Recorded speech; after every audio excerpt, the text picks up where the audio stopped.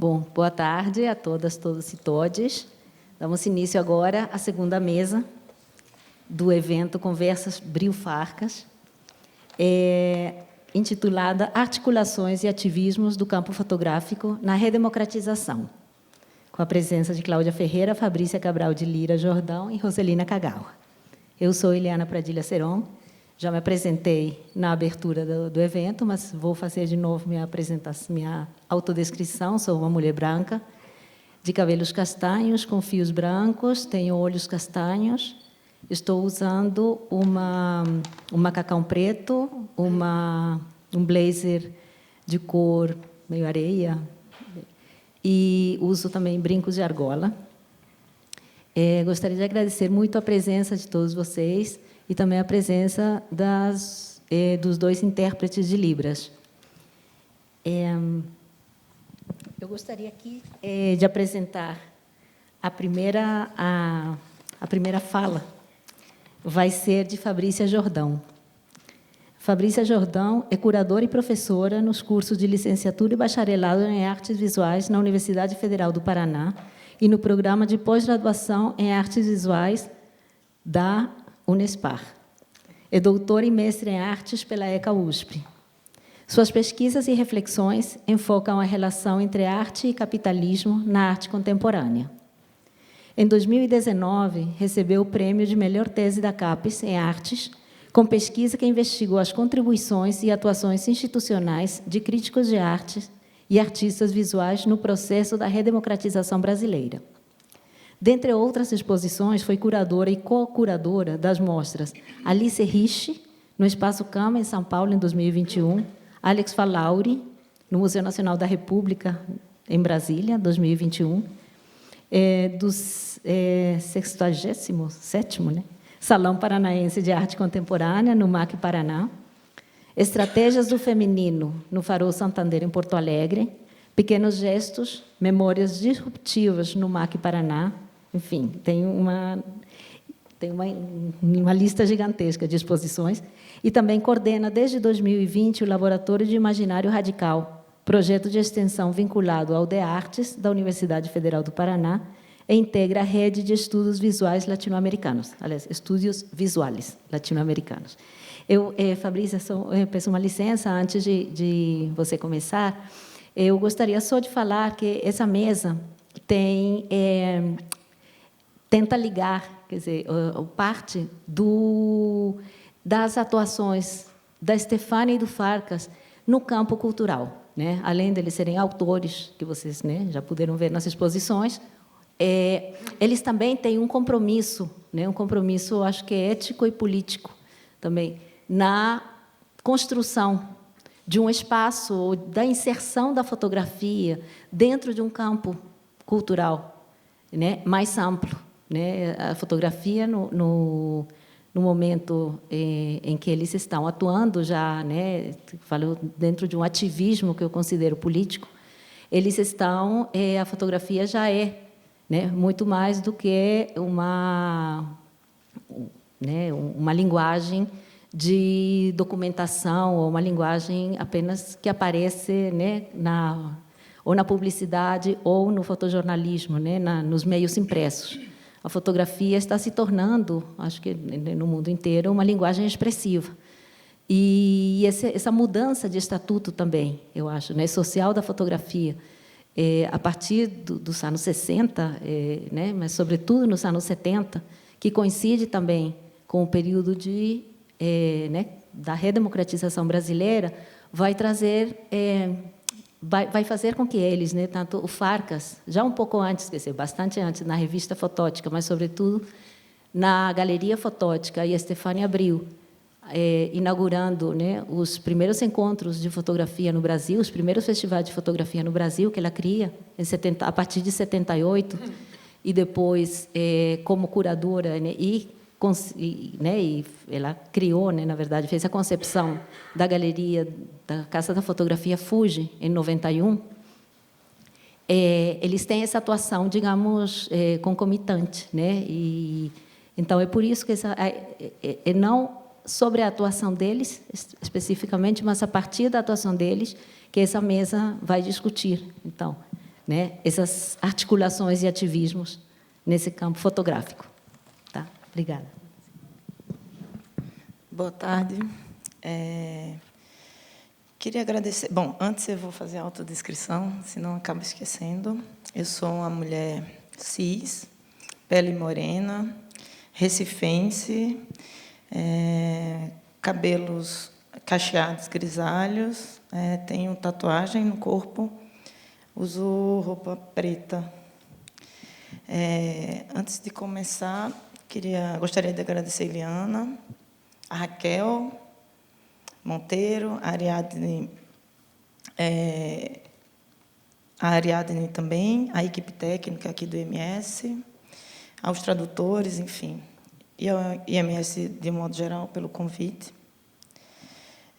Como vocês ouviram a Eliane comentando, né, a minha área de atuação são as artes visuais, e um pouco do convite e provocação dela foi no sentido de pensar, ou trazer um pouco aqui para a gente conversar, como é que se dá um processo, o processo de institucionalização e fortalecimento institucional durante a redemocratização. Não sei quem aqui estava na mesa da parte da manhã, mas a gente teve muita ênfase justamente nesse período que começa com o golpe civil-militar e vai até o AI-5, vamos pensar.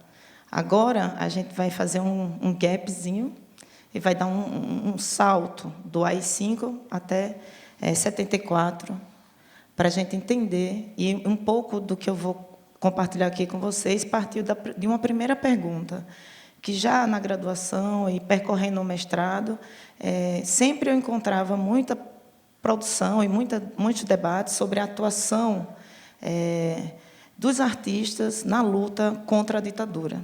Mas eu não conseguia entender o que é que aconteceu na ditadura de 21 anos, o que é que tinha acontecido no momento em que a sociedade civil já não está mais endossando esse pacto que foi feito lá no início, que detonou o golpe civil-militar.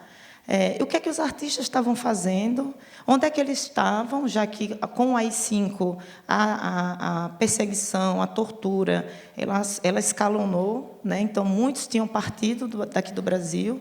Enfim, onde é que estavam esses artistas e o que é que eles estavam fazendo no momento em que um governo ditatorial, não é, do general Geisel, convoca ou detona um processo de redemocratização que foi mais longo do que a dita ditadura, que é tudo muito complexo na nossa especificidade ditatorial, não é?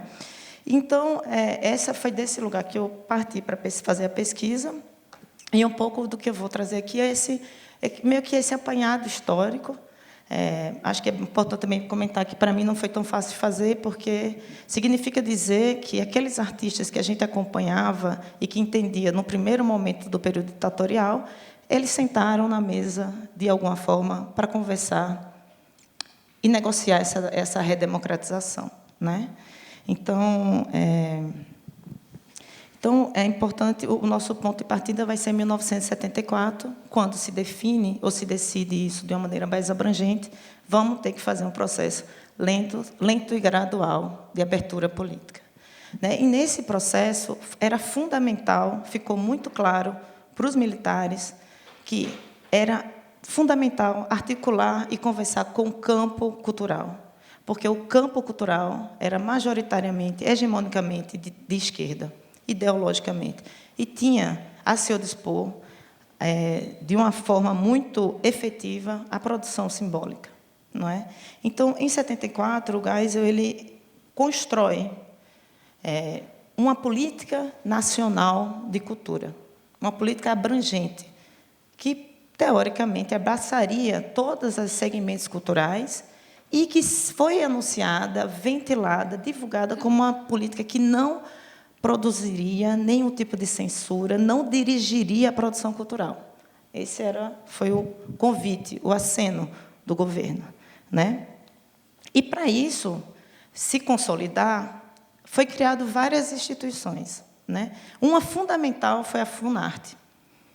Foi criada justamente nesse momento. Duas outras que também seriam o braço executivo dessa política federal, a Embrafilme, criada em 69, e o Serviço Nacional do Teatro, também são convocadas para essa conversa, né? Então, em 74, o que a gente passa a acompanhar é muitos agentes do campo cultural politizado, que antagonizava diretamente com o regime militar, eles começam a ser convidados para conversas com Ney Braga, sobretudo, que à época era o ministro da Educação e Cultura, e a gente começa a observar, nos espaços institucionalizados, a entrada de agentes que tinham trânsito, circulação, eram legitimados por uma percepção antagonista ao golpe, à ditadura, ao golpe. É tanta história que se repete. Antagonista à ditadura, ocupando postos-chaves, né? Na minha pesquisa, eu discorro mais disso, mas aqui eu escolhi colocar ênfase em dois campos. As artes visuais, que é a minha área, e a fotografia. Então, aqui eu só trouxe para vocês entenderem um pouco como isso se deu, de fato, em todos os segmentos, né? Aqui a gente tem o Serviço Nacional de Teatro, que, a partir de 74, ele passa a ser coordenado pelo Orlando Miranda, né? Quem é da área de teatro certamente já ouviu falar. Do mesmo modo, a Embrafilme, que tinha sido criada em 69, ou seja, no ápice do AI-5, ela passa, nesse momento, a partir de 74, a ser dirigida por um realizador, também era o responsável, presidente do Sindicato Nacional da Indústria Cinematográfica, que é o Roberto Farias, e tem como diretor de distribuição o Gustavo Dal. Né? Foi, de fato, um ponto de virada na Embrafilme, onde a gente vê assegurada uma política nacional para reserva de sala, para realização. Né? É nesse momento que a gente tem, por exemplo, declarações como a do Glauber Rocha, que foi difícil de se compreender se a gente tira ela desse contexto. Né? Então, não só a declaração do Glauber Rocha, enaltecendo o papel político do Geisel, como também o endosso, de alguma forma, dos cinemanovistas a essa abertura. E isso, gente, assim, isso não se trata aqui, em nenhum desses casos, na minha compreensão, nos meus estudos, isso fica muito claro, assim, de uma correspondência ideológica com o regime. Se trata de uma tática, de uma estratégia, de, no momento em que se abre a possibilidade de reestruturar as instituições públicas, esses agentes que trabalhavam há muito tempo no campo cultural, eles topam, não sem mal-estar, não sem conflito, não sem embate, dilemas éticos, sem antagonismo, inclusive, com os pares, a assumir certos postos institucionais. Né? E também foi nesse período que, nas artes visuais, foi criado o primeiro instituto voltado especificamente para pensar políticas para esse segmento, né, que é o Instituto Nacional de Artes Plásticas, né? Que foi criado e era abrigado na Funarte, na sede da Funarte, no Rio de Janeiro, que ficava no Museu Nacional de Belas Artes. Para a fotografia, até esse momento, não existia nenhum tipo de dispositivo. Em 74, quando a gente vê surgir a Funarte e todos esses segmentos, a gente não identifica ainda um instituto voltado para pensar o campo da fotografia. Muito embora nas artes visuais, como eu comentei, tenha existido a criação do Instituto Nacional de Artes Plásticas, ele se voltava, sobretudo, para uma produção muito tradicional, muito convencional das linguagens. Ficou uma coisa meio apartada de uma atualidade, de um pensamento contemporâneo. Né? E é só a partir de 1979... deixa eu só pegar aqui. É só a partir de 1979 que existe uma modificação nisso. 79 é também um ano chave para a gente pensar a inserção da fotografia em políticas de âmbito federal.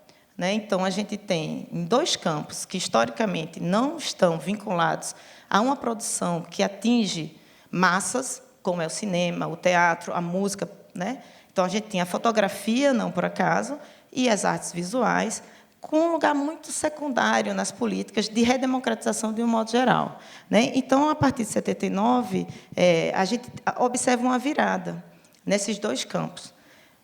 Isso porque o Paulo Sérgio Duarte, que é um crítico de arte, recém-retornado de 8 anos fora, por certo, ele participava do movimento revolucionário, né, do MR8, não podia ficar mais no Brasil, saiu, ele retorna. E, nesse momento, também, retorna o Zeca Araújo, que é aqui do campo da fotografia, conhece certamente, né, depois de um período em Londres. E tanto o Paulo Sérgio Duarte quanto o Zeca Araújo vai lá na porta da Funarte, bate e fala, olha, o Paulo Sérgio Duarte diz, eu queria criar aqui um espaço, Arte Brasileira Contemporânea, o Espaço ABC, e o Zeca Araújo propõe a criação do Núcleo de Fotografia. Esses são os embriões institucionais, para a gente entender depois toda a política que vai se consolidando e a institucionalização dessa produção nas políticas federais, não é? Então, o Paulo Sérgio Duarte cria o espaço, né? Entenda, existia uma abertura para tanto, se estava convidando as pessoas, né? Não convidando assim, às vezes assim mesmo, né? Mas assim, se tinha um desejo de legitimar esse processo de transição, e de fato ele foi legitimado, como a gente viu, assegurando e protegendo todos os ditadores, todos os torturadores, nenhum pagou e nem até hoje não se pagou, né? Então, de fato, foi negociada, enfim, dentro daquilo, me parece, era o que era possível fazer, e eles entraram. Bom, então, o Paulo Sérgio Duarte, ele cria esse espaço, né? E agora eu vou ler um pouco para ficar mais mais contundente assim a fala, né? Então, ele cria esse espaço Arte Brasileira Contemporânea, que não vai para a Funarte, ele ocupa o Parque da Catacumba, na Lagoa, né? E, para vocês terem uma ideia, do período que o INAP é criado, em 75, até 79, foram realizadas 185 exposições de artes visuais, das quais só 4 enfocavam a produção mais experimental e contemporânea. No ano em que Paulo Sérgio Duarte estabelece esse espaço ABC, no mesmo ano que ele cria o espaço ABC, ele produz mais exposições do que todas as exposições produzidas pelo INAP até então, pensando o campo da experimentação e da prática contemporânea em artes visuais, né? Então, de fato, um salto. Aqui algumas exposições que foram produzidas lá, esses nomes que hoje a gente... Esses nomes que hoje a gente tem como consolidados, né, o Antônio Manuel, de artistas engajados, do que a gente poderia identificar como arte contemporânea, que eram muito jovens à época, todos eles passaram por lá, né? Cildo Meirelles, Antônio Dias, enfim, Iole, de Freitas, e tantos outros, né?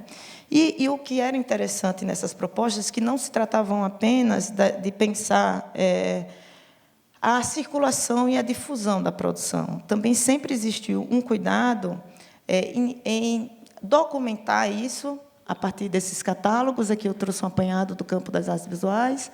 Documentar no momento, gente, que a produção bibliográfica, o mercado editorial, não era... Se hoje é relativamente fácil, naquela época era super difícil. Então, a gente tinha uma documentação de qualidade das exposições, ou seja, ao mesmo tempo que se circulava uma produção contemporânea, já se cuidava de uma memória e de uma documentação dessa exposição, né? Se convidava jovens críticos para também construírem perspectivas dessa produção, não é? Enfim, e mais na frente isso vai se desdobrar em linhas editoriais, né, que faz muita diferença também, né? Então, a partir de 81, depois do impacto desse projeto do Paulo Sérgio Duarte, ele é convidado a ficar ali como diretor substituto do Instituto Nacional de Artes Plásticas, porque ele não podia assumir como diretor, porque ele era fichado, né? Ele tinha uma passagem pela luta armada, alguma coisa assim. E aí, nesse momento, a partir do momento em 81 que ele assume essa direção, todas essas primeiras ações voltadas para o campo da arte contemporânea, elas vão ser adensadas e vão ser modeladas como uma política, de fato, federal, de abrangência nacional, né? Então, a partir desse momento, esse ideário que estava embasando o projeto Arte Brasileira Contemporânea, ele é ampliado, adensado e passou a pautar as ações do INAP. E, como tal, a remodelar seu perfil, projetos e programas. Especificamente, o que eu consegui identificar é que, a partir desse momento, o INAP se estruturou em 2 linhas principais de atuação. A primeira, com foco nas exposições, se afirmava como um contraponto à crescente presença ideológica do mercado nas instituições de arte, sejam em museus públicos ou nos museus de origem privada, né, mas em São Paulo. E buscou estabelecer um circuito que abrisse espaço e fizesse circular uma produção contemporânea nacional, né, possibilitando maior autonomia para os artistas associados a essas linguagens, já que essas experimentações eram acolhidas, né. A segunda linha de atuação vai ter um foco mais reflexivo, historiográfico, e vai ser localizada justamente nessas linhas editoriais e no financiamento de pesquisas teóricas comprometidas com o reexame crítico do modernismo e com reflexões sobre os impasses e limites de uma modernidade estética brasileira. Percebe-se, por meio dessas publicações, uma tentativa de estabelecer genealogias e marcos conceituais para se pensar a arte contemporânea brasileira. E, nesse processo, as edições do INAP foram decisivas para recuperar e reposicionar o movimento neoconcreta carioca, que já tinha 30 anos que tinha acontecido, mais ou menos, e situá-lo como ponto de inflexão de um pensamento contemporâneo em arte. Logo, marco instaurador de um espaço para a contemporaneidade nas artes visuais brasileiras. É bem importante aqui, porque um comentário aqui rápido é assim, aqui existe um debate, um debate que estava colocando contraponto ao desenho de uma identidade nacional, baseada no nacional-desenvolvimentismo e pautada pelos militares e endossadas por até alguns campos, né, assim, por campos progressistas, né. Aqui existe um reexame nessa ênfase editorial, um reexame, e também a ideia de recuperar o neoconcreto como um paradigma para a gente pensar a arte contemporânea. Esse paradigma, até hoje, ele é vigente. Quando a gente pensa em arte contemporânea, é nele que a gente remete, né? A gestão de Paulo Sérgio Duarte é seguida por uma gestão do Paulo Reckenhoff, Luciano Figueiredo e Euler de Freitas. Todos eles seguem adensando a mesma perspectiva até quando vem o desmonte da Funarte durante o governo Collor, né? Aí, aqui, algumas publicações. E, daí, a gente, agora, paralelo a isso, e simultâneo no mesmo momento, a gente tem a criação do Núcleo de Fotografia, em 1979, com o Zé Araújo, né? Então, com o Núcleo, pela primeira vez, a fotografia foi situada nas políticas federais desde um estatuto artístico autônomo, e teve sua dimensão experimental e artística rapidamente legitimada, né? A Galeria de Fotografia do Núcleo, que ficava na sede da Funarte, assegurou esse espaço específico para a difusão e circulação da fotografia. E aqui eu tenho algumas mostras de fotografia já no momento inicial do Núcleo, né, ainda com o Zé Araújo na coordenação. Para todas elas eram asseguradas também um catálogo, né, que eu vou passar algumas, né. As exposições, como eu falei, eles contavam com catálogos, né, e sempre elas tinham um texto crítico. Gente, isso é muito importante, assim, porque era algo que não existia até então, assim, com tanta facilidade, entre aspas, né? Aqui eu tenho pessoas que viveram, conviveram, circularam, sabem mais do que eu sobre isso. Então, os catálogos, eles tinham um texto crítico, tinham postais com imagens das fotografias. Esses postais também vinham os endereços dos fotógrafos, o que facilitaria uma troca, uma rede de trabalho, de diálogos, né? Enfim, a comercialização de trabalhos também, né? Enfim, e esse é o primeiro momento da atuação do Núcleo. Em 82, o Zeca sai e assume a gestão Pedro Vasques, né, que passa a coordenar o Núcleo, e ele dá continuidade a esses esforços de descentralização, de integração a nível nacional, das atividades do Núcleo, né? E uma das primeiras ações que o Pedro... Aqui até eu trouxe um que a Roseli estava... Uma das primeiras ações que o Pedro vai organizar é a Semana Nacional de Fotografia, né, que vai percorrer todos os estados. Ela acontece de 82 a 89 anualmente, percorrendo todos os estados, enfim. E nessas reuniões, exatamente, se reuniam fotógrafos, conversavam, tinham palestras, oficinas, se conversava sobre as necessidades, o que estava funcionando, o que não estava, o que precisava fazer, né? Aqui algumas imagens. Desses encontros de Mostra Nacional de Fotografia, outro desdobramento foi a compreensão de que era importante fazer as mostras regionais de fotografia, para pensar especificidades das regiões. Também foi assegurado isso com as mostras que também cobriram todo o norte, nordeste, enfim. Bom, e aí, em 84, ponto culminante disso tudo, dessa trajetória do núcleo, é criado o Infoto, o Instituto de Fotografia, né? O Instituto Nacional de Fotografia, e aí, sim, tudo isso se amarra numa política federal para a fotografia, né?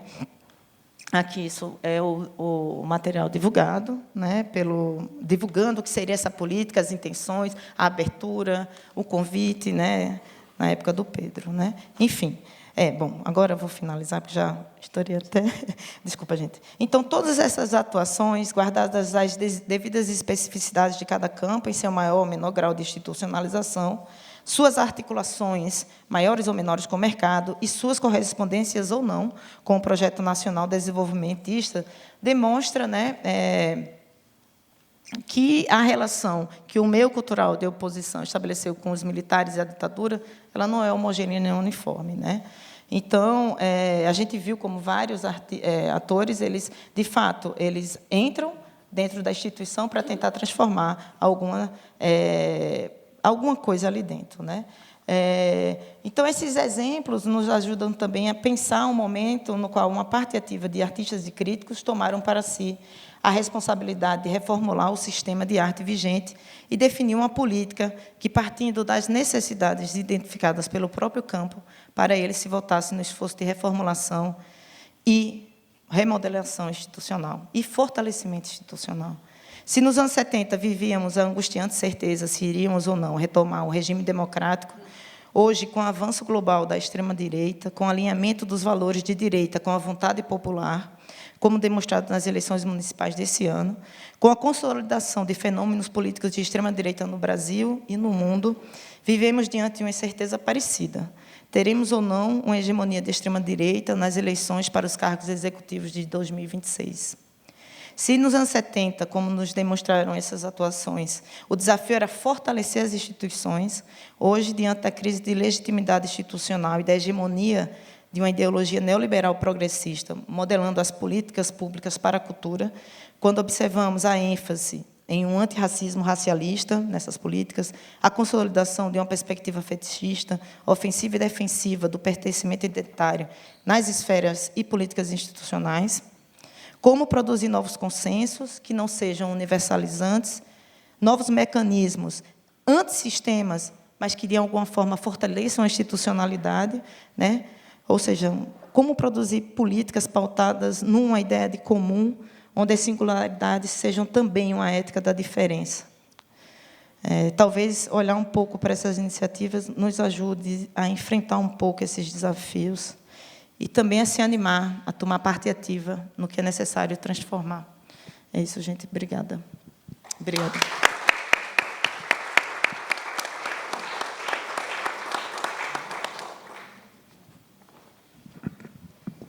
Obrigada, Fabrícia. Bom, vamos continuar aqui com a fala da Roselina Kagawa, que eu acho que ela foi parte integrante de uma, né, de uma parte do que a Fabrícia falou, né? Ela participou ativamente de algumas das iniciativas. A Roseli é curadora e editora de arte e fotografia, atuou em diversas instituições culturais, como a Galeria Fotótica, fundada por ela e Tomás Farcas em 79. Atuou também no Espaço Cultural Citibank, que criou e onde atuou como curadora de 85 a 1990. Na Casa da Fotografia Fuji, concebida por Estefânia Abril em 90, na qual foi curadora das exposições nacionais e internacionais de 97 a 2004. e as galerias da FENAC, no Brasil, onde foi curadora de 2004 a 2009. Também lá, ela publicou a coletânea de entrevistas e encontros com a fotografia. Ela foi ainda integrante do coletivo Na Foto, organizado em 91 para realizar o Mês Internacional da Fotografia, que também tinha no grupo fundador, entre outras pessoas, Stefânia Abreu. Também tem a Nair Benedito, né? E, enfim, outros integrantes. Realizou mostras como curadora independente no Brasil e no exterior, ou realiza ainda, né? Tendo em seu portfólio exposições e publicações de Ana Mariani, Fernando Lemos, Carlos Moreira, Luiz Braga, Martim Chambi, enfim, né? Pedro Lobo, entre outros. Edita livros de fotografia para tiragens especiais de autor e para editoras como Tempo de Imagem e Edições Sesc. Atualmente é gestora do Centro Cultural do Cariri, no Crato, interior do Ceará, e é co-curadora da exposição Thomas Farkas, Todo Mundo no IMS Paulista, junto com Sérgio Burgh e Juliano Gentil. Obrigada.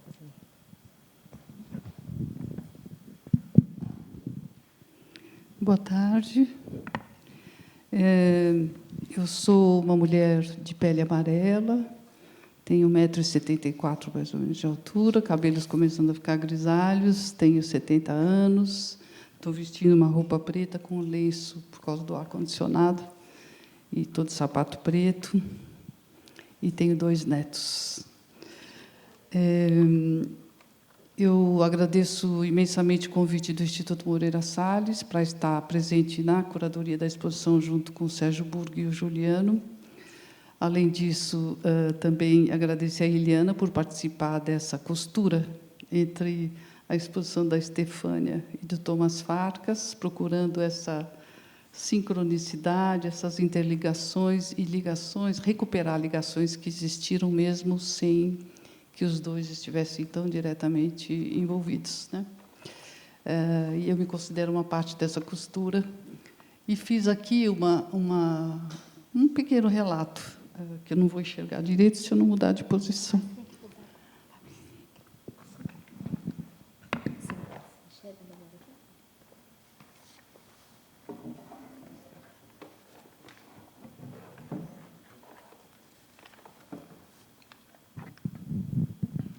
Pequena dança das cadeiras aqui. Eu vou complementar um pouco a sua fala, porque entre 74 e 79 muitas coisas acontecem, né? Eu sou arquiteta, eu entrei na universidade em 1973. E a minha entrada na universidade foi durante um período ainda muito violento da ditadura, onde nós éramos revistados todos os dias ao entrar e ao sair naquela ponte da cidade universitária. Nós estávamos vivendo, naquele período, um recente corte no corpo docente da universidade. Temos aqui 2 colegas, o Ricardo e a Miriam Korokovas, que foram meus contemporâneos da arquitetura, e vários professores tinham sido presos, entre eles alguns como o Artigas, o Paulo Mendes da Rocha, e alguns que tinham sido convidados a se retirar da universidade, como o Fernando Lemos. O Fernando Lemos era um professor de desenho. Ele tinha criado um projeto muito interessante, que era um ônibus para que a gente pudesse conhecer a cidade, porque a cidade universitária tinha sido criada para tirar, de alguma maneira, os estudantes do centro civil, por causa daquele conflito entre a Maria Antônia, o Centro Cultural Maria Antônia, que aconteceu ali, né, entre a Escola de Direito e o Mackenzie, que foi um conflito muito violento e que marcou muito o golpe dentro da vida universitária. A cidade universitária, então, servia muito bem a essa descentralização e esse isolamento da intelectualidade, da vida ativa dos estudantes presentes dentro da comunidade. A Escola de Artes e Comunicações, inclusive, ela fez parte desse acordo em que a gente criasse um certo controle sobre as comunicações, que também era uma ferramenta muito importante de controle, né? Tendo uma escola, você faria formação de jornalistas e pessoas ligadas à rádio, ao cinema, com uma certa regulamentação. Isso tinha 2 lados, né? Um lado que visava uma profissionalização, mas com muito mais ênfase no controle de quem poderia exercer o jornalismo, o cinema, a fotografia, né? como foi a Embrafilme, como foi a Funarte, né? Tem um lado dúbio, né? O Geisel abria a possibilidade de mecanismos de controle, e a intelectualidade transformava isso numa coisa um pouco mais flexível. Então, não é tão surpreendente que isso tenha sido criado no governo Geisel, né? O Geisel já era uma pessoa aberta diante dos anteriores, né? Que eram, não vamos nomear o que eles eram. Então, em 74, nós vivíamos esse período de uma escola muito empobrecida por grandes nomes da arquitetura que tinham sido convidados a sair, tinham sido perseguidos e os seus diplomas cassados. E, então, o subterrâneo da FAO era muito mais interessante, porque nós tínhamos alguns professores que tinham ficado muito interessantes, mas muitos burocratas que tinham construído uma carreira acadêmica com título, com tese, com artigos, e que não eram necessariamente professores interessantes, né? Então, no convívio com os subterrâneos da FAO, eu comecei a aprender como a imagem era feita. Eu era assistente do Cristiano Mascaro no Laboratório de Artes Visuais. Eu era monitora, na verdade, frequentava muito poucos ateliês que não eram interessantes como prática e como orientação. Nós fundamos uma revista logo que a gente entrou na faculdade. Eu conheci a Miriam, que está aqui presente, que ela fazia xilogravura, que era uma técnica que eu não conhecia, e a gente usava no ateliê da Renina Katz, que era a nossa professora de artes gráficas. A gente fazia tipografia e xilogravura. Ela era uma ativista e fazia da publicação uma forma mais democrática de divulgar a obra de arte, né? Como vários artistas na época, Maria Bonomi, Teresa Miranda, a Faigo Stroer, lá no Rio de Janeiro. A gravura era uma possibilidade de um múltiplo, assim como a fotografia, da obra chegar no público. Então, eu comecei a me interessar muito, não só pela imagem, mas como se fazia a imagem. Nos jornais, até esse período, até 1950, nós tínhamos uma gráfica muito precária, né? A gente pode ver aí um aparelho de transmissão de imagem, que era o telégrafo, né? O telefoto. Os fotógrafos que a gente conhece hoje, né? O Zé Medeiros e o... Me ajuda, Sérgio? Luciano Carneiro, que já foram grandes mostras aqui do Instituto Moreira Salles, mas, quando as imagens iam para o jornal, elas eram muito precárias, né? Elas eram reproduzidas com... era quase decifrar a imagem junto com o texto, né? Isso aí são jornais mais antigos, mas, até 1970, as impressões não eram tão diferentes, né? E eu trouxe o jornal como veículo de divulgação da imagem, porque era aquele tipo de imagem ali, né? E os censores, quando vão para dentro das redações, eles não conseguem ler a imagem. O nível de elaboração mental é um pouco mais para além do alfabetismo, né? Eles são alfabetizados. Então, o texto eles faziam uma censura maior, a ponto do Estadão, por exemplo, substituir as matérias censuradas pelos Lusíadas ou por receitas de bolo, né? E as pessoas achavam muito estranho, mas a imagem falava um pouco mais. Mas era uma imagem ainda muito precária. Mas, assim mesmo, a imagem começa a crescer como importância e ela começa a ser mais sofisticada e subliminar para burlar a censura, ainda muito mal impresso.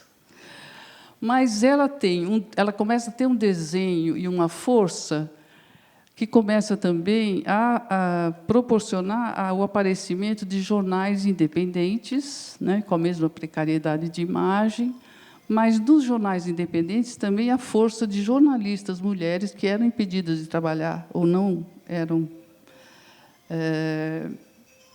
incentivadas a trabalhar nos grandes jornais, tanto como jornalistas, redatoras, como jornalistas, fotógrafas e ilustradoras, né? Então, a gente tem aí o Brasil Mulher, o Nós Mulheres, que eram jornais da imprensa nanica, como falou a Rosa Galditano, das quais a Rosa era uma das fotógrafas, né, do jornal Versus. Tínhamos também diversas revistas, a revista Bondinha, Movimento, a Ensaio, que eram revistas que publicavam o que os jornais tradicionais da grande imprensa censuravam. Essa minha apresentação tem a ver com essa questão da minha formação, né, de que eu acompanhava a feitura da imagem, o processo de criação da imagem e da formação do profissional. De 74 a 79, havia um grande movimento para que o jornalista fosse um profissional, né? Então foi criada a Escola de Comunicações e Artes, e também o fotojornalista pudesse ser um profissional.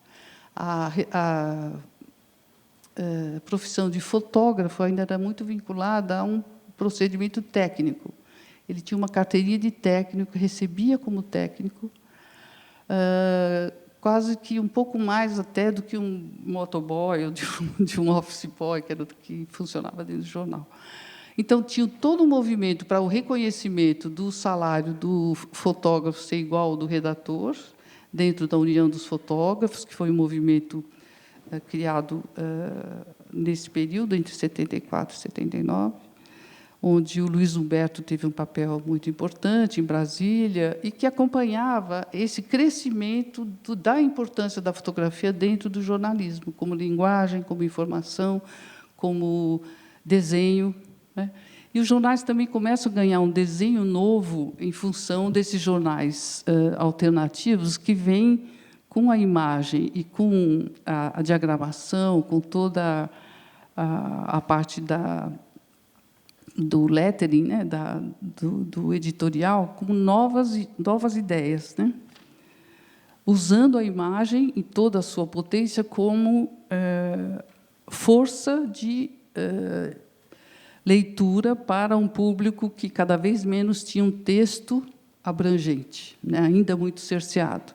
O Jornal da Tarde é um dos veículos que traz para a grande imprensa essa linguagem e, junto com essa linguagem, ele começa a trazer grandes fotógrafos ou incentivar os fotógrafos das redações a trabalhar a linguagem com um pouco mais de liberdade. Então, esse protagonismo da fotografia ele vem precedido dessas possibilidades que a evolução gráfica traz também, que são máquinas de reprodução. O offset, por exemplo, é uma novidade em relação à linotipia e à litografia, né? A gente tem as revistas de grandes ensaios, que é a realidade, que só consegue reproduzir os ensaios e trazer nomes como George Love, a Maureen e a Cláudia, porque começa a ter uma qualidade de impressão melhor, né? Trazendo para um parque gráfico que justificava isso, que a Abril não só fazia a realidade, como várias revistas que estavam sendo possíveis por causa da publicidade, né? Ela era uma revista financiada por grandes anúncios, né, de empresa, produtos, que era um momento do Brasil grande, né? Aí a gente já está falando de um momento posterior, mas que era uma promessa de um Brasil grande e que justificavam vários sacrifícios, inclusive sacrifícios de cabeças pensantes, né? Então, para que isso acontecesse, várias organizações de fotógrafos se juntaram para fazer do jornalismo, do fotojornalismo, uma profissão melhor remunerada, com crédito. Imagine que era impensável que o fotógrafo publicasse uma fotografia e o crédito pessoal dele estivesse. Isso não era considerado. A fotografia era do acervo do jornal que publicava, ou da editora.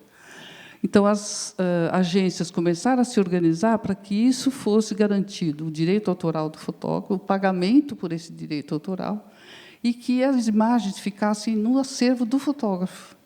No caso, no acervo da agência, porque cuidar de um acervo sozinho era impossível, né? Um acervo teria que ser garantido por uma coletividade que pudesse pagar o aluguel de um lugar, com ar-condicionado, com arquivo.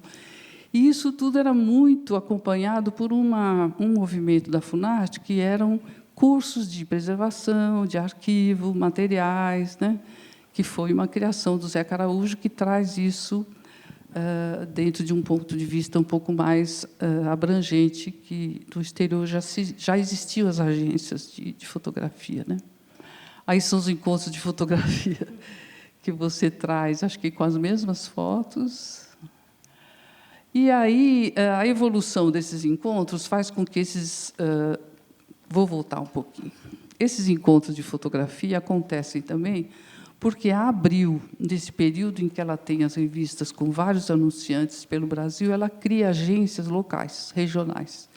Então, tinha uma agência da Abril em Belém, uma agência da Abril em Portugal, uma agência de fotografia em várias outras capitais brasileiras, e que ela serve de ponto de referência quando a Ângela e a Nádia, que trabalhavam com o Pedro Vasques, fazem o levantamento das cidades para, numa visita técnica, entender qual era o polo de fotografia que podia abrigar uma secretaria regional para a organização dos encontros de fotografia, que eram as semanas regionais de fotografia, né?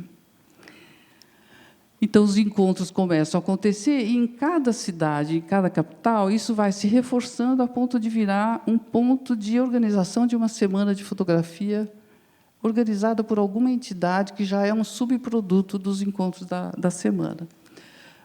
O Núcleo Amigos de Fotografia, por exemplo, ele aparece no governo Collor, quando essa é uma prática, né, dos governos... a gente nem pode falar de direita, né, governos que querem destruir um governo mais liberal, que é tirar o Ministério da Cultura. É a primeira ação dele.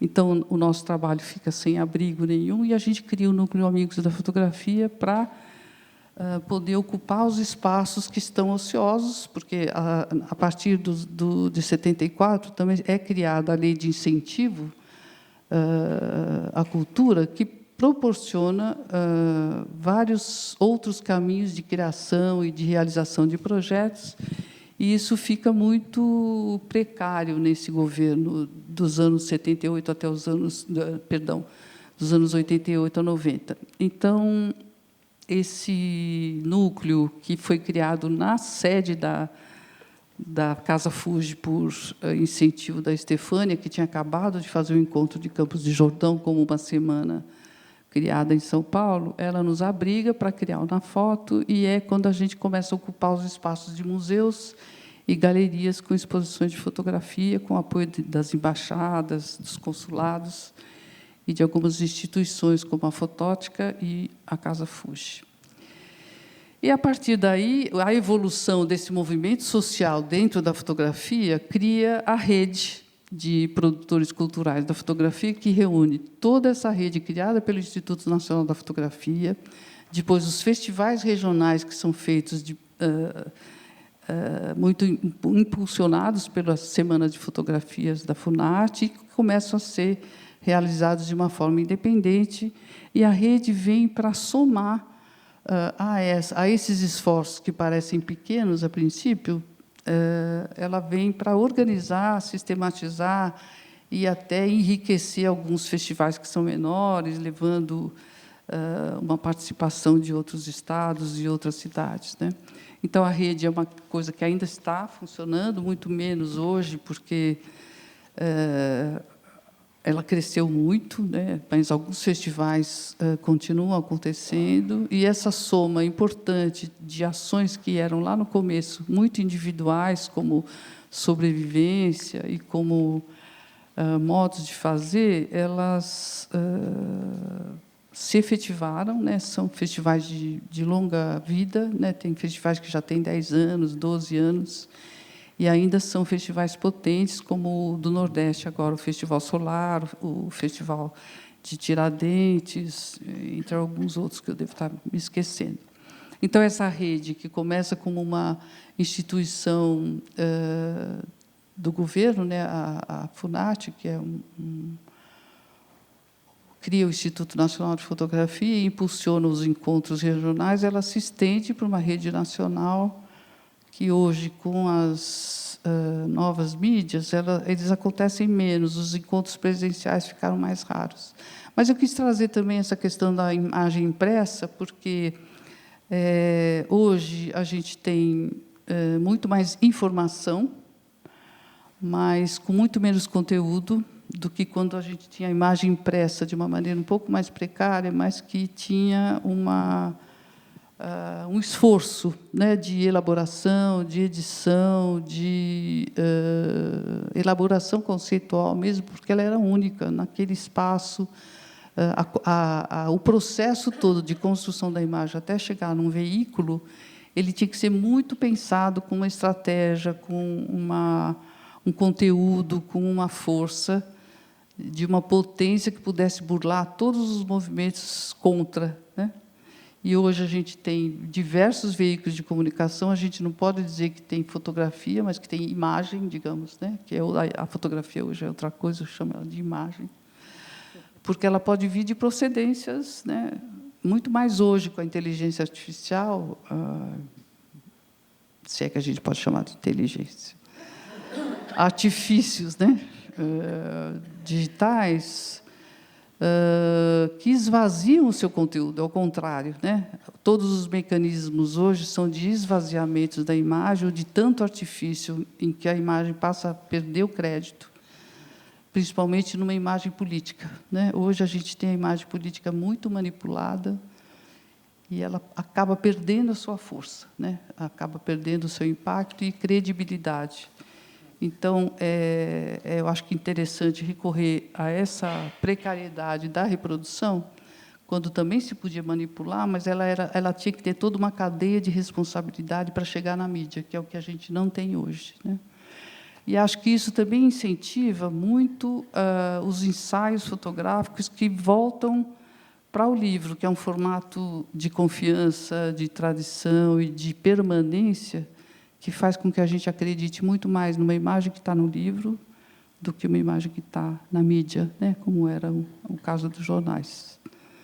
Eu quis trazer esse ponto de vista de como a imagem é feita e de como ela é veiculada, porque eu acho que ela tem, nisso, uma responsabilidade social e política muito importante para a gente fazer uma reflexão depois.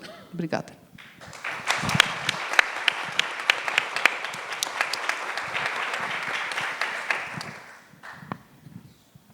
Obrigada, Roseli. Bom, agora eu vou apresentar Cláudia Ferreira. Cláudia é fotógrafa e historiadora. Trabalhou para os jornais brasileiros Jornal do Brasil, Folha de São Paulo, Correio Brasiliense e para as agências internacionais Cipa Press e Cone Sur Press. Ela fez estilo em vários filmes de longa e curta-metragem e fotografou espetáculos teatrais e musicais no Rio de Janeiro nas décadas de 80 e 90. Desde a década de 80... Peraí. Desculpa. Foi a música. Segura o vídeo, porque aqui... Bom, desculpem. Desde a década de 80, vem dedicando-se a documentar os movimentos sociais, especialmente os movimentos feministas, e a vida cultural do Rio de Janeiro. É autora dos livros Marcha das Margaridas, da editora Aeroplano, em 2015, e Mulheres e Movimentos, também da Aeroplano, em 2004. É pesquisadora associada do Programa Avançado de Cultura Contemporânea da Universidade Federal do Rio de Janeiro e do Laboratório de História Oral e Imagem da Universidade Federal Fluminense. Recebeu, em 2004, o Prêmio Rio Mulher, na área de cultura, concedido pela Prefeitura do Rio de Janeiro. E, atualmente, além do seu projeto de documentar movimentos sociais, presta serviços como fotógrafa para a ONU Mulheres e coordena o Banco de Imagens Memória e Movimentos Sociais, composto por fotos de sua autoria, que recebeu, em 2014, o Prêmio Memórias Brasileiras, conferido pelo Instituto Brasileiro de Museus do Ministério da Cultura. Bom, boa tarde. Primeiro eu vou fazer a minha audiodescrição.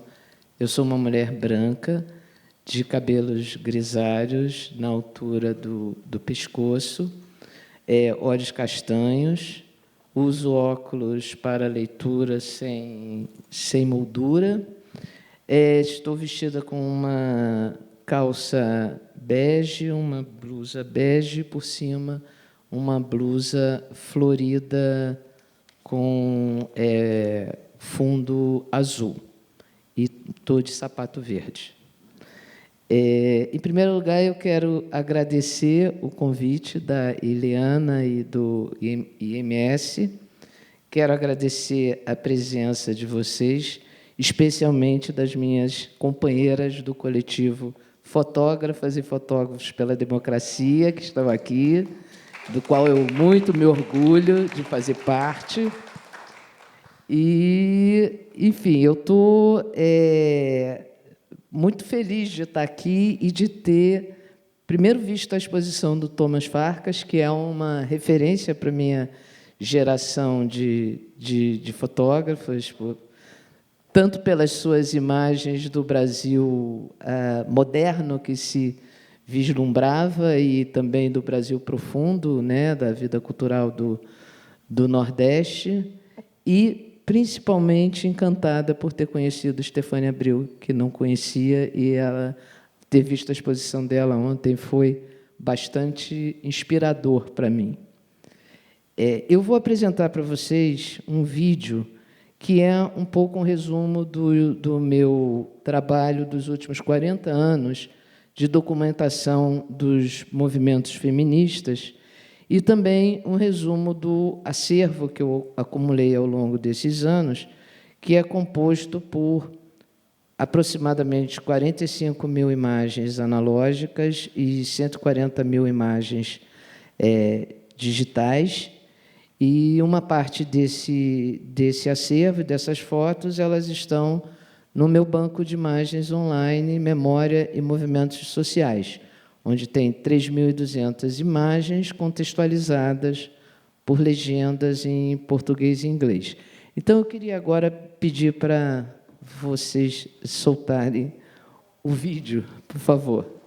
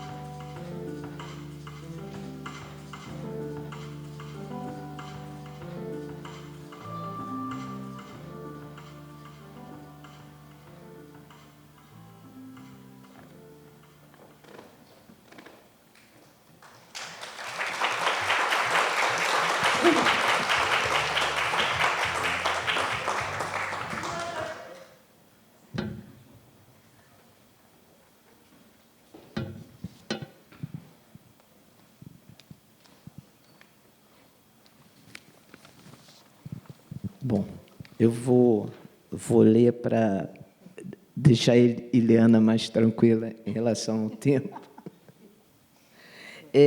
Bom, eu comecei a minha carreira de fotógrafa profissional no final dos anos 70, recém-formada em História, me definindo entre o fotojornalismo, o cinema, o teatro e as aulas de História, que eu logo abandonei e troquei pelo registro daquele momento que vivíamos no processo de redemocratização do Brasil.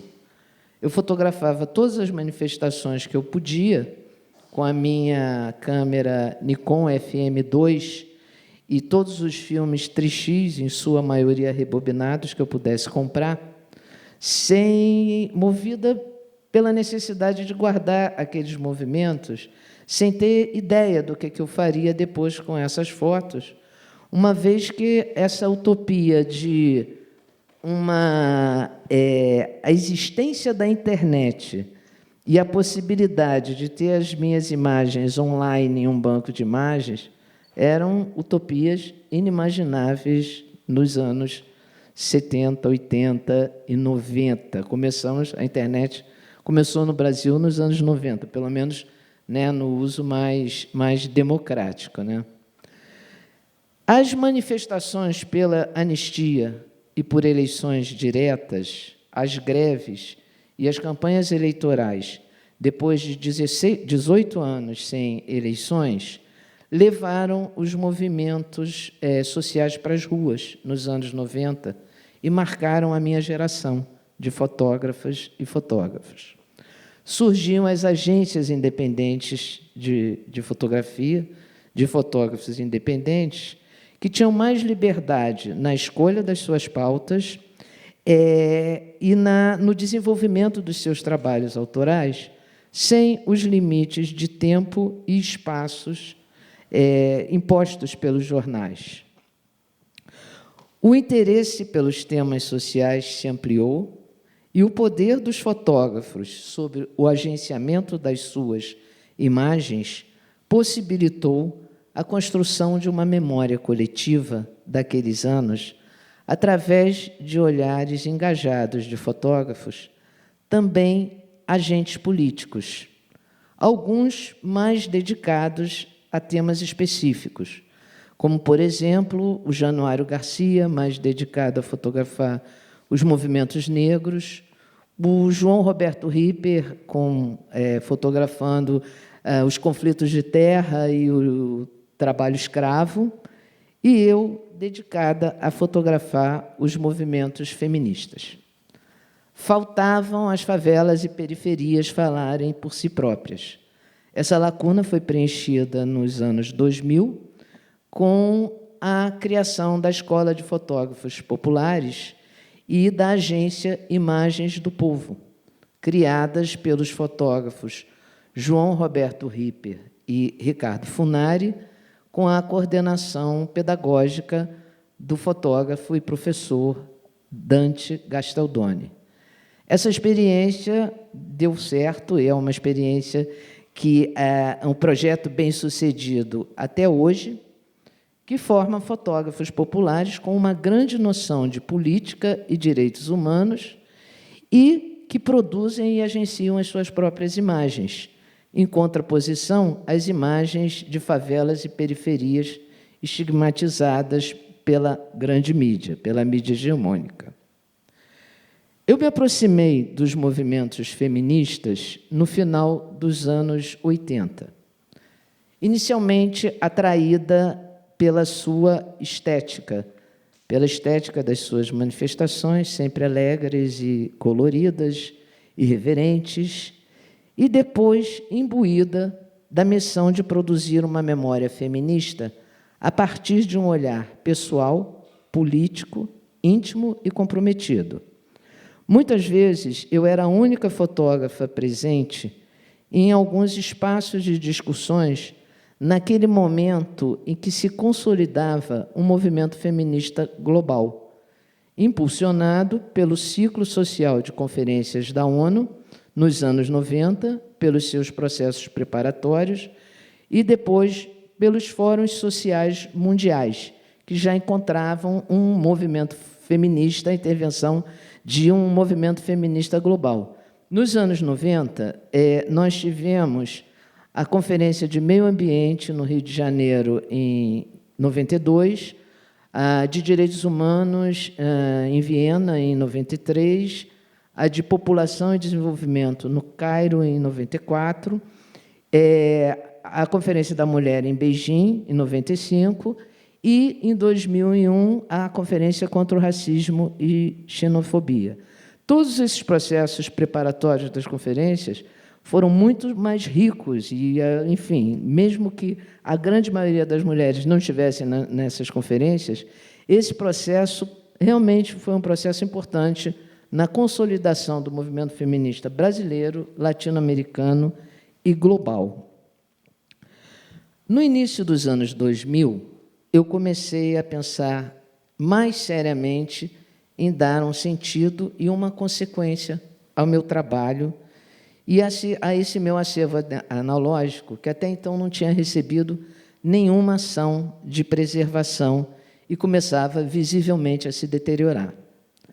Eu também sentia a necessidade de conceituar o meu trabalho, fruto de uma trajetória até então solitária, mais próxima dos movimentos feministas do que dos movimentos de fotografia.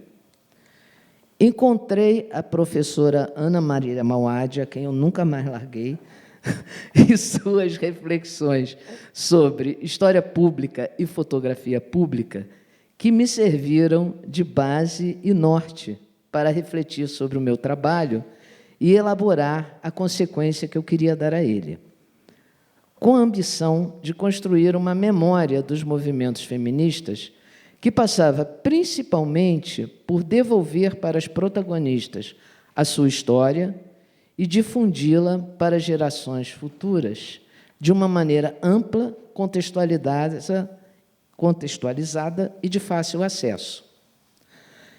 Em 2006, com o apoio da Secretaria Especial de Políticas para as Mulheres, através do CACES, Centro de Atividades Culturais, Econômicas e Sociais, a ONG que eu coordeno e abriga o projeto Memória e Movimentos Sociais, foi possível higienizar, catalogar e digitalizar parte da minha coleção analógica referentes aos anos 80 e 90 e criar um banco de imagens online, com a proposta de ser uma fonte de fotografia pública sobre os movimentos feministas a partir das suas protagonistas, sempre que possível, nomeadas nas legendas, mesmo que fosse pelo primeiro nome. Esse banco foi crescendo com poucos apoios e muita dificuldade, agregando imagens de outros movimentos, e aí eu comecei... O movimento feminista também começou a entrar pelo movimento LGBT, pelo movimento negro, então, eu fui atrás das feministas e atrás de todos esses movimentos, e também imagens de processos políticos também, né, que estavam acontecendo nesses anos.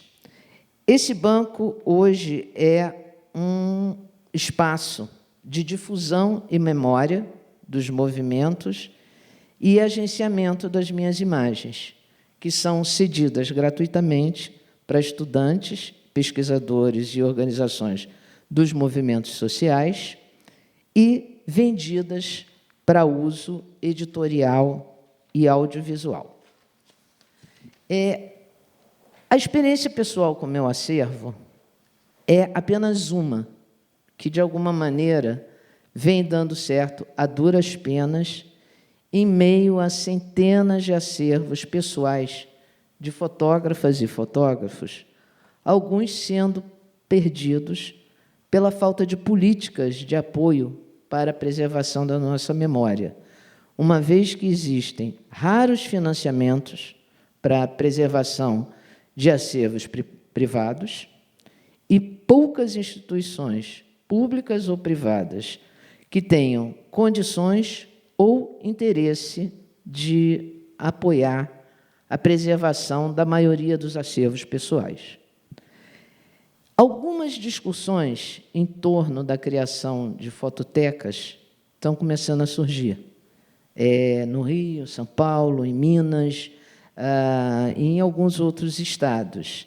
E eu acho que essa é a solução do nosso caminho da fotografia, que nós precisamos criar espaços de fotografia que sejam espaços de guarda, de acervo, em condições climáticas ideais, como acontece, por exemplo, com os filmes, né, de longa-metragem, que tem um espaço onde os negativos, né, são guardados, e sejam, ao mesmo tempo, espaços de formação e preservação, espaços de exposições, e um espaço que, ao mesmo tempo, os fotógrafos tenham condições adequadas para guardarem os seus acervos, eles também tenham liberdade para gerenciamento dos mesmos.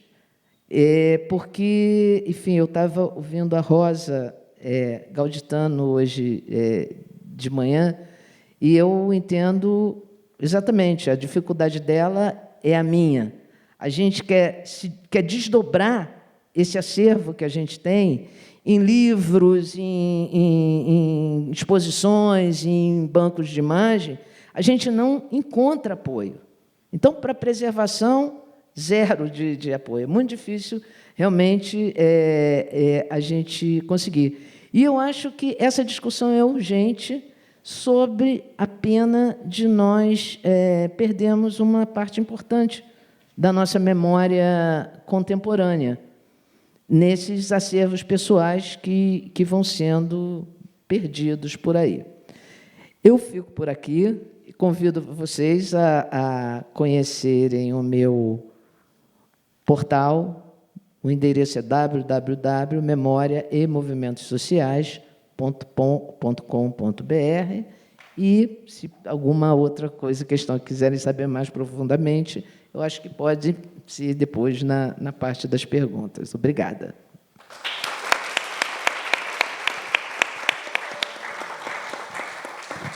Muito obrigada, Cláudia. Bom, antes de abrir para perguntas, por favor, quem tiver pergunta, temos, né, o microfone aqui aberto. Mas, antes de abrir para perguntas, eu gostaria de apontar algumas questões que eu acho interessantes, como costuram, né, a mesa, a partir do trabalho da Fabrícia, né, pensando as estratégias que um governo em vias de democratização, né, constrói junto com artistas e com autores, né, intelectuais, e, ao mesmo tempo, as estratégias dos autores intelectuais, né, também em aproveitar, de alguma forma, esse momento para poder criar, né, instâncias institucionais que não existiam antes para a difusão, né, para enraizamento, digamos assim, né, e enfim, a difusão mesmo, né, da arte e depois da fotografia na sociedade.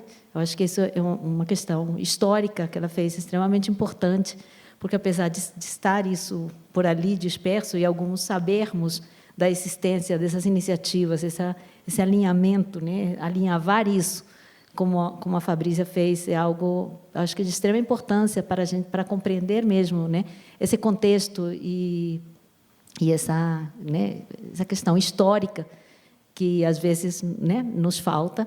E a Roseli trouxe uma visão de dentro e ao mesmo tempo também histórica, né, desse momento, em alguns momentos apontando para outras necessidades, né, para outras questões, né? Quer dizer, tem uma questão institucional do Estado, né, e se criam essas esferas, tem uma questão também de institucionalização, mas também de profissionalização, como a Roseli trouxe, né, a necessidade de construir uma profissão, né, de um reconhecimento de uma profissão e de tudo que isso implica, né, entre outras coisas que ela falou. E, ao mesmo tempo, temos, com a Cláudia, o ativismo atual, né, assim, um ativismo que começa nesse período que a gente está tratando, mas que vem até hoje, né, quer dizer, uma iniciativa pessoal, mas que é uma iniciativa de construção de uma memória, né, de uma memória do movimento feminista, e que está viva, né? E eu acho muito interessante, quando você passa o vídeo, como a gente vai vendo a história passando, né? Quer dizer, é muito interessante como vai se transformando o movimento feminista, né? As questões do movimento, como em poucas imagens a gente vê a transformação também das próprias imagens, né? E da própria estética, e das reivindicações. Então, acho assim muito interessante, como a gente tem nessa, né, em 3 falas, um pouco essa costura, né?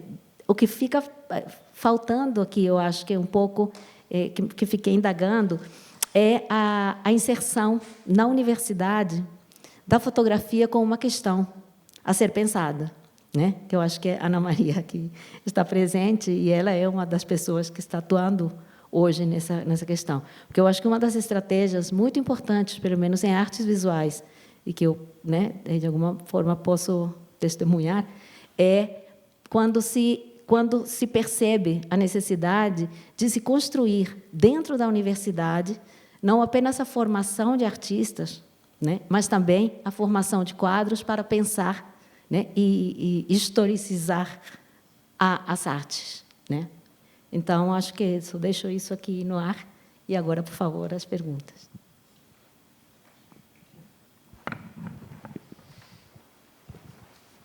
Oi, boa tarde. Eu sou a Mônica Zaratini. Fiquei muito feliz com a mesa, gostei demais. Esse vídeo que a Cláudia mostrou, realmente, a gente vê quanta luta, né? E quanta luta a gente ainda tem pela frente, né? Foi bem emocionante. O que eu queria só falar rapidamente, na hora que a Fabrícia estava falando, eu me lembrei de 3 artistas que usaram a fotografia na década de 70, né? O Carlos Ilho, quando ele fez uma foto de 2 pés, né, com uma tirinha escrito identidade não identificado, né, que mostrava uma alusão mesmo às pessoas que eram presas, torturadas, sumidas e que viravam indigentes, né? Lembrei também da Ana Maria Maiolino, que fez fotografias dela mesma, cortando a língua, cortando o nariz, né? Que era um momento da censura, né? E chamava fotopoemação. Então, assim, eu lembrei muito de como ela usou, né, a fotografia. E o Antônio Manuel, que ela citou, que escreveu o próprio corpo, né, no salão de arte. E aí botou as medidas do corpo dele, claro que não foi aceito como obra, né? E aí ele fez um happening, apareceu pelado lá no dia do salão, e a fotografia dele virou, né? Ele fez uma instalação com essa fotografia, com a tarja na parte íntima dele, né?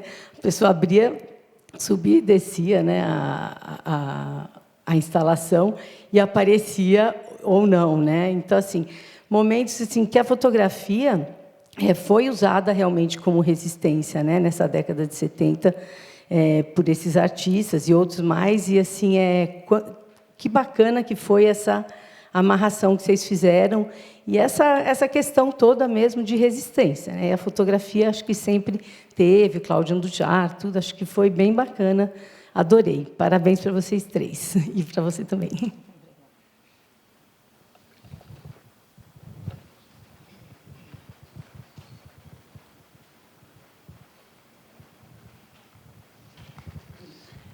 Obrigada.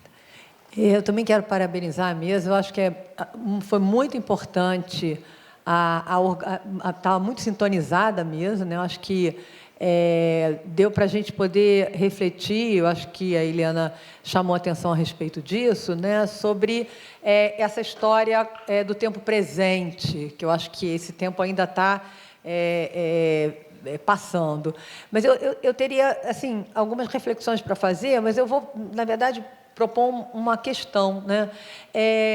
Eu observei que a Fabrícia, né, como é a mais jovem do grupo, ela fez um apanhado e que pontuou algumas coisas que eu acho fundamental em termos da forma como essa experiência artística ela vai se institucionalizando justamente no momento de recuperação de um espaço de ocupação público, né?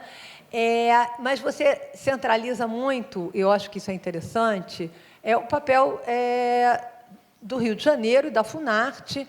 E aí eu observo, né, na fala da Roseli uma dimensão mais paulista, né, dessa trajetória, claro, por conta da sua inserção, né, dentro do ambiente de São Paulo. E eu fico pensando, né, quando, e aí a pergunta é para a gente poder pensar, para vocês duas, né, quando a gente consegue ter uma dimensão nacional mesmo desse movimento, que eu acho que a rede de fotógrafos já projeta nesse nível. E o que assim, quando e como, né, nesse momento, a gente parece que tem uma perda de ênfase, né, de ação mesmo, né? Eu acho que, enfim, era para poder pensar, né, se a ausência do papel do Estado, ou como é que esse fomento ele é feito, como a gente pode, a partir desse processo que a gente viu que em algumas medidas foi bem sucedido, em termos de publicação, em termos de construção de espaços expositivos, em termos de institucionalização de um discurso sobre a fotografia, né, que dialoga com as artes visuais, mas que define um espaço dentro das artes visuais para a fotografia, né? Então, em que medida a coisa foi tomando outros rumos, né? Eu sei que é uma pergunta meio complexa, mas é porque é meu interesse, tá? Eu fico completamente interessada a pergunta. E para a Cláudia, Cláudia, assim, cada vez mais, o que você projetou, eu acho que lá na UF, foi diferente um pouquinho daqui, né? Eu queria que você, se possível, que também é meio comprido, que eu vou te perguntar, mas tem a ver com essa coisa da autoridade compartilhada, né? Que é uma discussão que a gente vem fazendo, né? Sobretudo com as pessoas que trabalham, né, com o movimento social, essa sua relação com o movimento feminista e a forma como você conseguiu estar presente em diferentes situações, e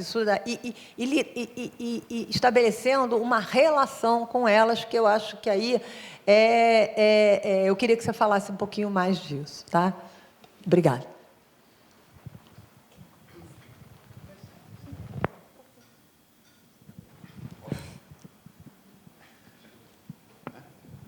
Ou senão eu posso... Vamos fazer uma depois. Então, Essa questão é ótima, assim, porque eu acho que é importante a gente também dar uma historicizada assim nisso, né? Eu acho que a Funarte, ela era a história centrada no Rio de Janeiro, mas de fato tinha uma abrangência nacional, né? Então você vê no campo das artes visuais, você vê ações de norte a nordeste, sul, sudeste, era abrangente, era de fato uma política federal que sim, era muito pautada a partir de agentes, artistas cariocas, inegavelmente, que estavam lá no Rio. O Zílio, que você comenta, participou ativamente desse processo, ativamente. Só que, simultâneo a essa instauração da Funarte, a gente também tem os cursos de artes nas universidades, cursos específicos, né? Antes era educação artística. Então, os artistas eles também passam a ocupar os espaços universitários. E, para as universidades, a Funarte tinha linhas de atuação específica. Tinha um projeto, dentre vários, que chamava Arco-Íris, que era a coisa mais incrível do mundo. Assim. Eles levavam artistas de várias regiões para várias outras regiões, para nas universidades darem cursos.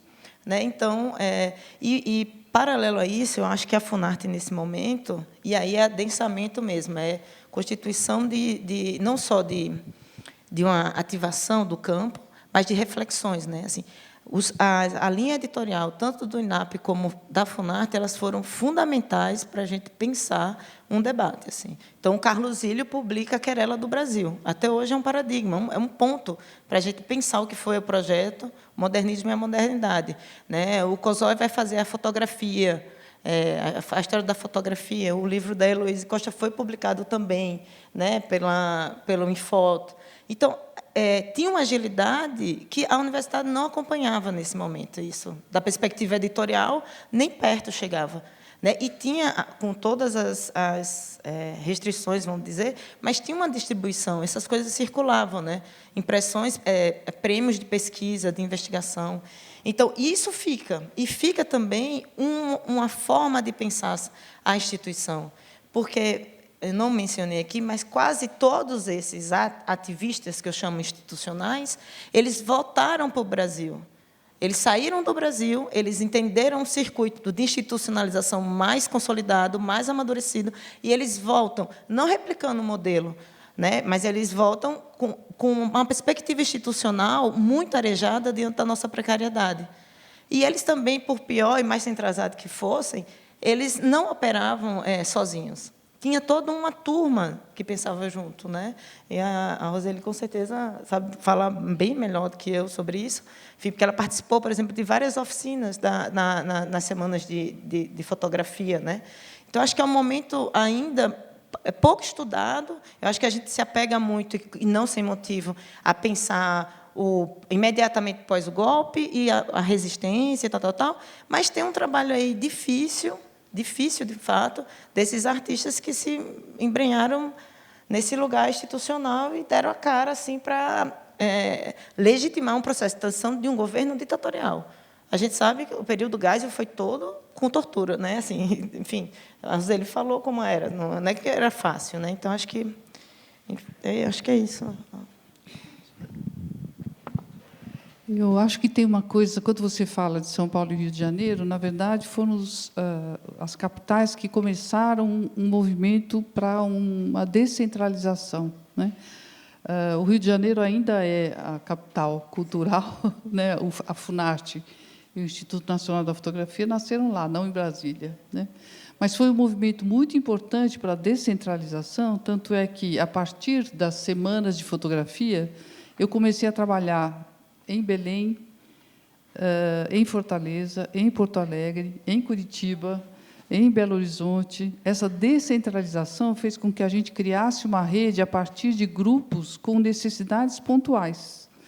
Então, aqui tinha uma pessoa que fez leitura de portfólio comigo em 80, eu fiz várias oficinas de portfólio, que não era só uma direção, um olhar sobre a edição da fotografia, mas era sobre a conservação, sobre a apresentação, sobre materiais de conservação, sobre uma leitura crítica de conteúdo. Então, foram descentralizações que foram também trazendo, numa conversa de ida e vinda, um intercâmbio de olhares e de exposições, né? Eu fazia muito trabalho com a FUNARTE fazia muita coisa em rede, né?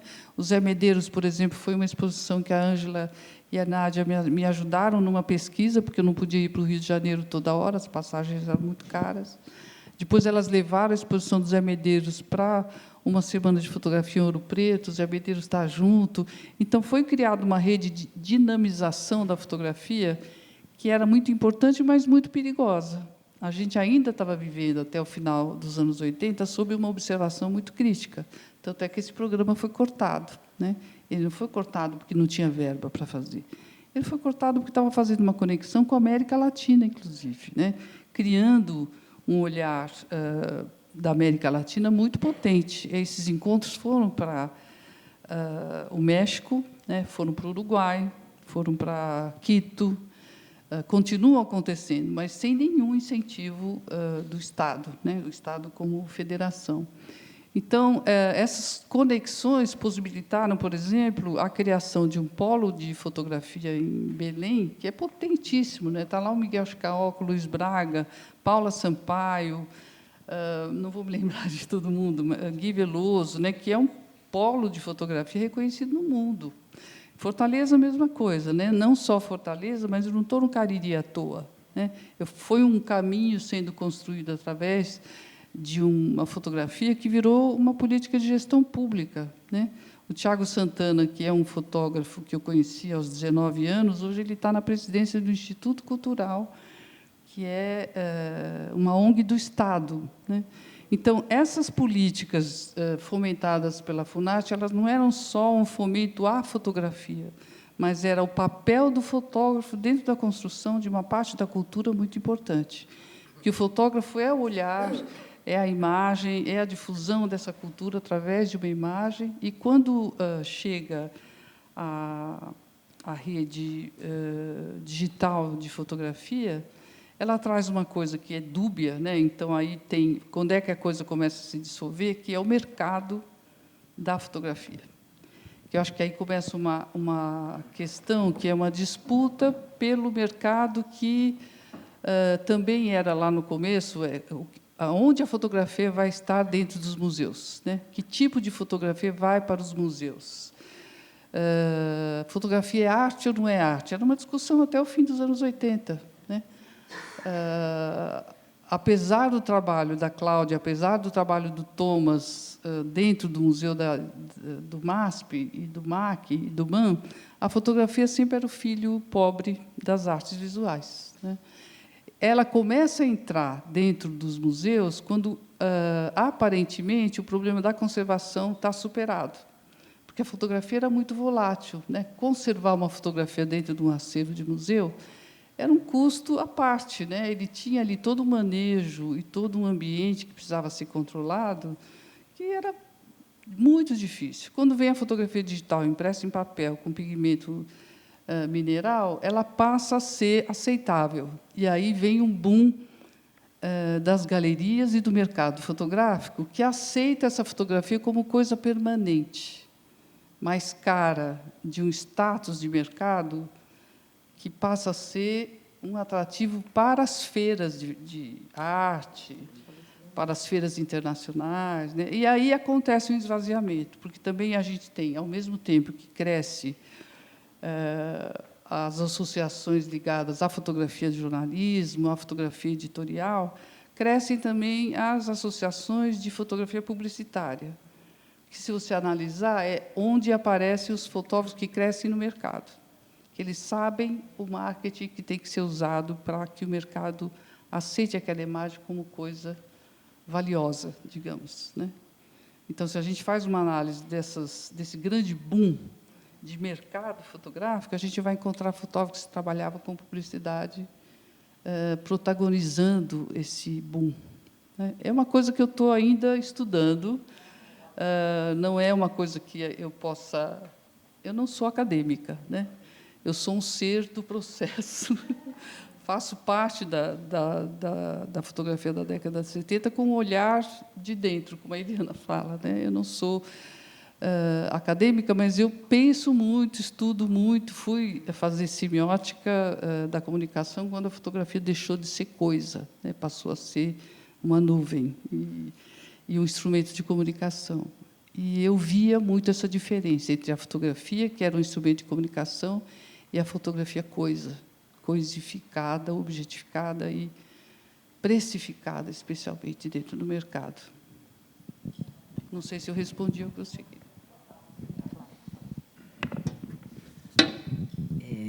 Bom, eu acho que se eu contar um pouquinho como eu cheguei em todos esses lugares, eu vou estar um pouco respondendo à questão da Ana. Na verdade, eu passei rapidamente de uma fotógrafa documentando os movimentos feministas para uma feminista fotógrafa, e eu participar, porque, na verdade, esse processo preparatório das conferências, desse ciclo social de conferências da ONU, foi um processo muito rico na organização dos movimentos feministas, não só da América Latina, como também globais. E eu estava, e muitas vezes eu estava nesses espaços, a organização ao qual eu pertenço, às vezes ela estava coordenando alguns processos desses preparatórios. E eu chegava, mas também, por outro lado, nós estávamos vivendo numa época que não existia essa cultura imagética e não tinham, as pessoas não iam para os lugares, não tinham câmeras portáteis, era assim, não existia essa cultura. E muito menos celulares com câmera. A gente está falando do tempo da fotografia analógica, dos primeiros passos da fotografia digital. E aí o que acontecia é que eu passei a ser uma referência também como fotógrafa nesses espaços. Então, por exemplo, a cada reunião dessa, nesses processos preparatórios, eu ia, às vezes, enfim, conseguia recursos através de agências internacionais que estavam apoiando esses eventos, mas também eu ia garantida com a venda das fotos depois para organizações, principalmente do Chile, do Uruguai, sem falar do Brasil, é claro, que para publicações que tinham de organizações da América Latina e de organizações brasileiras. Então, no fim, já nos fóruns sociais mundiais, eu passava e ia, algumas vezes, contratada também por organizações, porque, por conta enfim, eu era reconhecida como aquela pessoa que sabia o que estava fotografando, porque essa era uma grande queixa dos movimentos feministas, né? Eu sabia o que eu estava fotografando, eu sabia aonde eu estava fotografando, eu sabia o que eu estava fazendo lá. Isso, na verdade, fez uma diferença grande nesse meu processo. Então, por exemplo, a Marcha das Margaridas, ela explica um pouco esse processo. A Marcha das Margaridas, a primeira marcha aconteceu no ano 2000. E, quando eu soube que 20 mil mulheres, estavam se esperando 20 mil mulheres dos movimentos Mulheres do Campo e da Floresta, em Brasília, numa marcha contra a pobreza e a violência, eu me virei e fui na primeira marcha. Aí, cheguei lá, de milha, fiquei na casa da minha prima e tal. Na segunda marcha, eu já consegui um apoio para passagem. E aí foi. Então, por acaso, aí na terceira marcha, eu, por acaso, estava fazendo um trabalho para a Petrobras. A Petrobras era uma das patrocinadoras também da Marcha das Margaridas. Então, eu fui lá como fotógrafa, trabalhando para a Petrobras. Quando chegou em 2011, aí em 2011 eu fui contratada pela CUT. E aí eu descobri em 2011 que a única pessoa que tinha a memória das Marchas das Margaridas era eu. Porque a primeira Marcha das Margaridas, na época da fotografia analógica, a fotógrafa fez um belo álbum, entregou lá na diretoria da CONTAG, que era responsável pela organização da marcha, e essas fotos sumiram. Na segunda marcha, mesma coisa. E aí, sabe, eu comecei a falar, nossa, eu estou com uma história, uma memória preciosa aqui de um movimento e que só eu que tenho. De verdade, assim, organizadinha e na quantidade que tinha como uma documentação fotográfica, era. E aí eu comecei a me articular na tentativa de fazer um livro. E aí consegui, com o apoio da Fundação Ford para pesquisa, um apoio da Caixa para impressão de alguns exemplares, através da CONTAG, que é a Confederação dos Trabalhadores da Agricultura. Enfim, e aí eu fui seguindo. Já chegou na outra marcha seguinte, de 2019, eu já não tinha apoio nenhum, fui lá com meus próprios recursos. A última marcha eu já fui fotografando para a ONU Mulheres.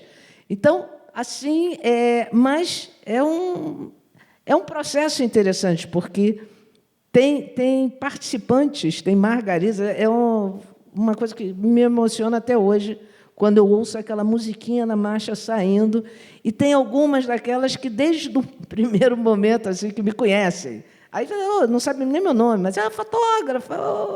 Então, e eu acho assim, eu me sinto parte daquilo que eu estou fotografando. Eu não sou mais uma fotógrafa que estou documentando os movimentos feministas. Eu sou uma fotógrafa que estou documentando a minha história. E eu, por conta disso, eu tenho o compromisso de devolver essa história, principalmente para as suas protagonistas, e deixar ela registrada sobre o meu ponto de vista, que não é o meu ponto de vista individual, e sim o meu ponto de vista coletivo enquanto feminista, para gerações futuras, para ela ser contada da maneira mais próxima da realidade possível. Não sei se respondi. Obrigada, Cláudia. Gente, eu vou ter que ter um papel antipaticíssimo de encerrar aqui a nossa mesa, porque eu fui avisada. Enfim, vem a mesa agora da apresentação do livro Fotografia Moderna no Brasil, 1900-1950, Arte, Saber e Poder, com Heloíse Costa, que estava marcado às 16 horas. Então, não vamos poder ter mais perguntas. E vamos ter um intervalo de 15 minutos para a gente voltar e assistir a terceira mesa. Muito obrigada a vocês pela participação. Obrigada.